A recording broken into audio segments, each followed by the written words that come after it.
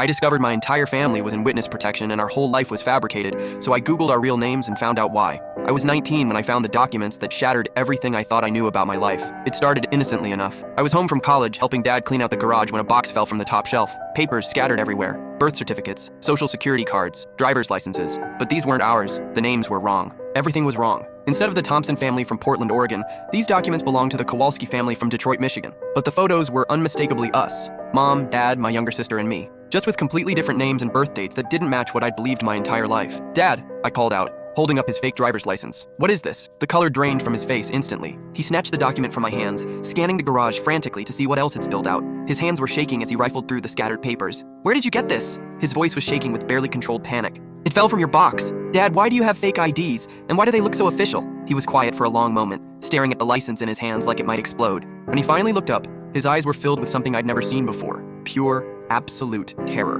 Go get your mother and sister. Bring them to the living room. Don't say anything to them yet. Just tell them it's important. 20 minutes later, we were all sitting on the couch in complete silence. Dad paced back and forth in front of us, running his hands through his hair repeatedly. Mom kept wringing her hands, refusing to make eye contact with any of us. The tension was suffocating. There's something we need to tell you, Dad finally said, his voice cracking. Something we should have told you years ago. My sister grabbed my arm so tightly it hurt. She was only 16, still in high school, still believing in the fairy tale of our normal suburban life. This was going to destroy her world, just like it was destroying mine. Our real name isn't Thompson, Dad continued, each word seeming to cost him enormous effort. It's Kowalski. We've been living under assumed identities for the past 15 years. The room started spinning. Nothing made sense anymore. What do you mean assumed identities? I managed to ask, though my voice sounded foreign to my own ears. Mom finally spoke up, her voice barely a whisper. We're in witness protection. The words hit me like a physical blow to the chest. Witness protection. That meant someone wanted us dead, had wanted us dead for 15 years. Witness protection from what? My sister asked, her voice cracking with fear. Dad sat down heavily in his chair, suddenly looking decades older.